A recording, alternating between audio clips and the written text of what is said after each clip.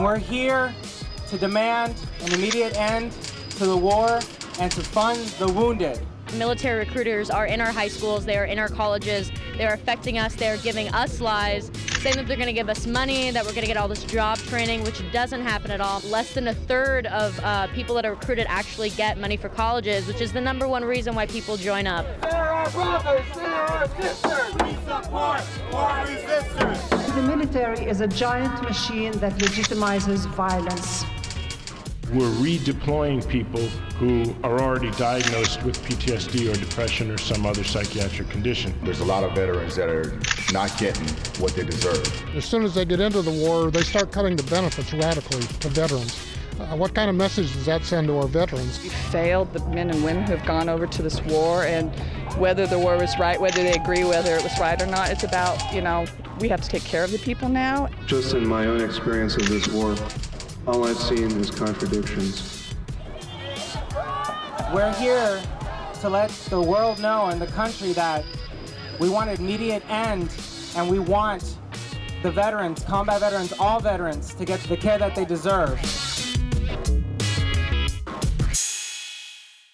We have veterans coming home and they don't have the care that they need. And so I feel like this is just a humanitarian issue. Basically, our soldiers are coming home without proper care, and so that issue needs to be addressed. The conservative government estimates are 12 to 20% of returning veterans will have some symptoms of PTSD. It's a fact that over 50,000 have already been treated for PTSD in the VA system alone. We're redeploying people who are already diagnosed with PTSD or depression or some other psychiatric condition, which is obviously not a good idea. More than that, we're redeploying people who are already taking psychiatric medication. There's a lot of veterans that are not getting what they deserve. There's a lot of scapegoating going on as well. They want to blame substance abuse as a lot of the problems, not to mention, personality disorders. They started labeling people having pre-existing personality disorders out of the blue. And I know there's so many different soldiers that were in my unit just being chaptered out of the Army that are still dealing with all these problems, and they're not getting VA care because of the type of chapter that they got. It's so shameful that the budget for taking care of the cannon fodder, and it just proves that policymakers for this war don't care a single bit about the enlisted man. They never have, they never will. It's such an obvious class-based thing. And it's like, they don't care how many of them die as long as they can fill their pockets with the money from the oil revenues. First recommendation is to completely restructure the disability benefits system. The system is absolutely broken. It needs to be completely overhauled. Many people in this room know of the tremendous heartache and distress that veterans have suffered from this problem. It can take a year to get a claim processed.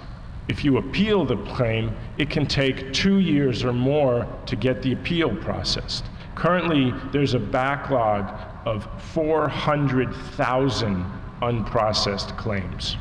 So we've got new claims coming in every day. It's very important to people to realize that, yes, military members, veterans, and military families have been personally affected, but ultimately everyone has been affected by this war with the slashing of not only VA benefits, but health care and no money for schools. I mean, they had 7 schools on the chopping block here in the state of Washington because they didn't have enough funding, and all that funding is going to this occupation in Iraq.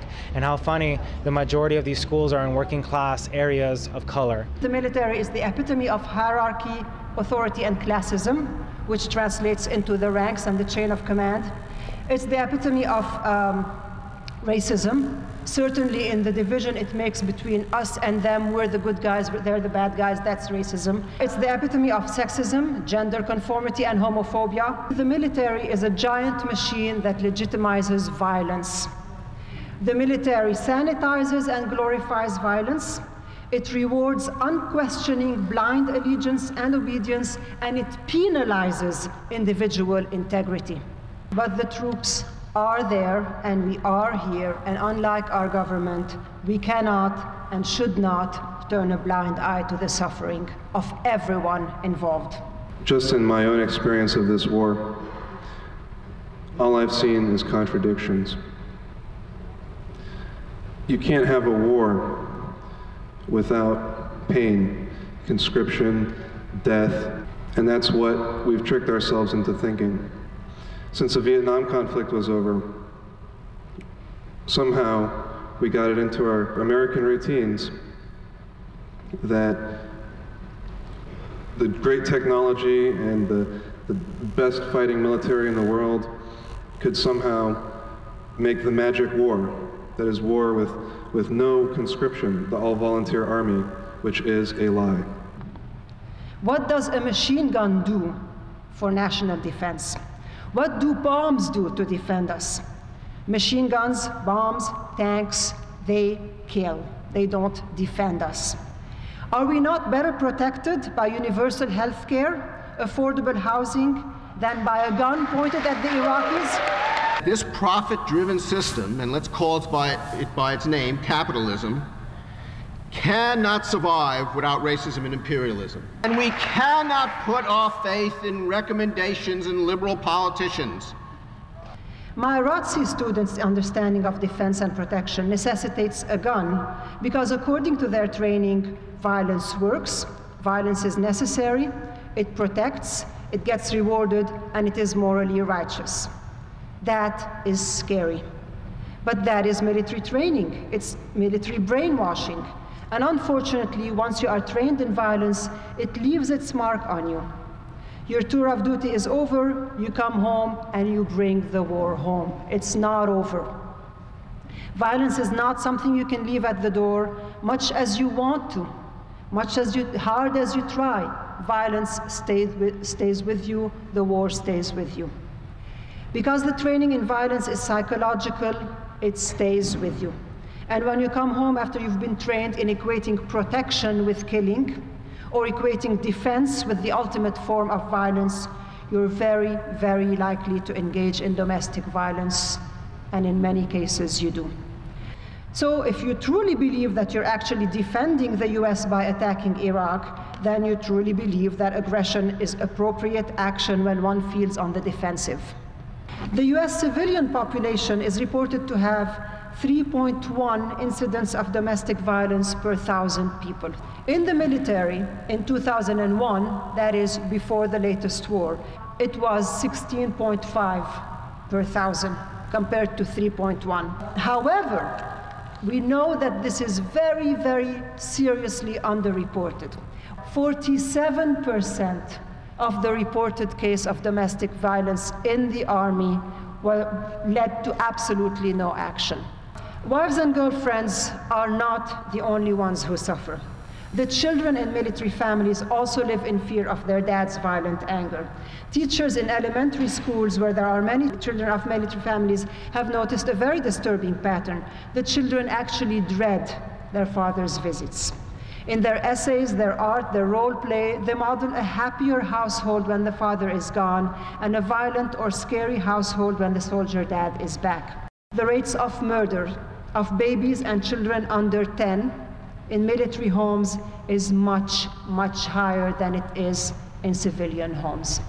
Unless we deal with it, violence is passed on from generation to generation. We need to deal with it because the government doesn't. The costs to the Iraqis are so devastating, it's hard to even speak about. It's appalling that they don't even come into our political calculus for ending this war, but they certainly should. There have been on the order of 1 million civilian casualties in Iraq from this war. Virtually everyone in the entire country has post-traumatic stress disorder. There is an entire generation of children that have grown up with indescribable trauma that are referred to as the lost generation. And these people are going to be uneducated and probably violent. I was listening to the radio the other day. Some jackass called in and was saying, we're kicking ass in Iraq, and for every one of our soldiers that they kill, we kill 100 of them. Well, 100 of what? 100 farmers, 100 children, 100 women in a field, 100 Osama bin Ladens. There are 4 million people that are displaced from their homes. And in terms of civilian trauma, displacement from your home makes it much more likely for you to get PTSD. There are 2 million refugees outside of Iraq and another 2 million internally displaced. 4 million refugees from Iraq in the last 5 years, and more than 1 million Iraqi casualties, deaths. That is from a population of just over 26 million before we went in. That is close to 1 in every 6 Iraqi persons is either dead or displaced. I was an intel analyst in the Army. I studied a couple of conflicts, and my conclusion is that the Iraq conflict is one of the fastest genocides in modern history. There are so many hundreds of thousands of Iraqi civilians who have paid the price, and I always wonder, why is it that those of us who support the troops here in the US, because in the US people join the army because they love their country, because there's no other source of employment, because they need the benefits, because they want to defend their country, and we support the troops. And we understand, and we may be against the war, but we're not against the troops because what the troops are doing is somewhat honorable. Why then do we not speak of the Iraqi troops that die, who have joined the army for extremely similar reasons? The healthcare system in Iraq has been utterly destroyed. Utterly destroyed. It is not functioning at all. This was a healthcare system that was the best in the Arab world 20 years ago. People used to travel from other Arab countries and beyond to Baghdad to train in medicine. The argument and the dialogue now is about the number of troops dying. I think we're going on 4,000. But that's just a drop in the bucket. Thousands of Iraqis die every day, and they are people too. These veterans that are coming back from Iraq are going to be in so much more need than the veterans from Vietnam, because the veterans of Vietnam, we were drafted. We went in, we did our 8 months or 10 months or 12 months and came home and said to hell with it. These guys go in, they think they're going in for a tour, and then they stop loss them. They won't let them come home. They keep them there 3, 4, 5 tours. The rest of my friends in the Army who joined the same time I did, or shortly thereafter, are the ones who are now getting stop loss for their 2nd, 3rd, and 4th year in Iraq. And to keep them there this long, we're essentially destroying those people. And then in the process, we're cutting their benefits and telling them when they come home, we're going to charge you for food or for board, room and board. I mean, it's absolutely insane, immoral. Reenlistment rates are the one indicator of morale that the Bush administration uses to say how much soldiers love this war, and other than the fact that they order their officers to write editorials to papers and publish articles about how well we're doing. My battalion is in Iraq right now, and they don't want to be there. The military has screwed them over for a very long time, and now they're extending deployment dates. We have to realize that the troops want to come home. They know they're not fighting for this great cause. They're fighting for their lives and for their buddy's life. That's the reality of it. And the stress that military families go through back home is just as devastating.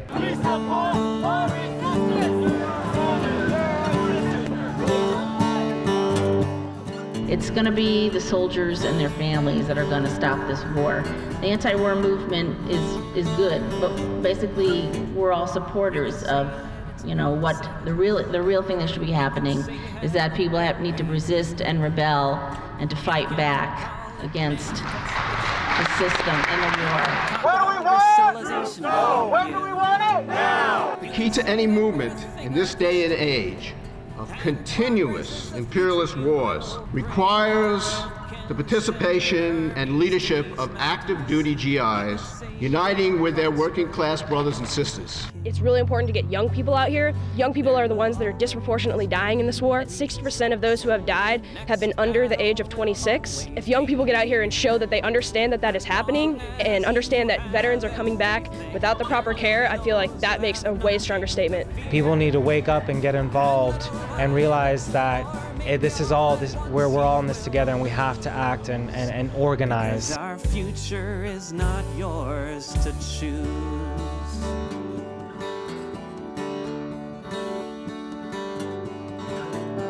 You can say you've got to stop the communists. You can say that our ideals can't succeed.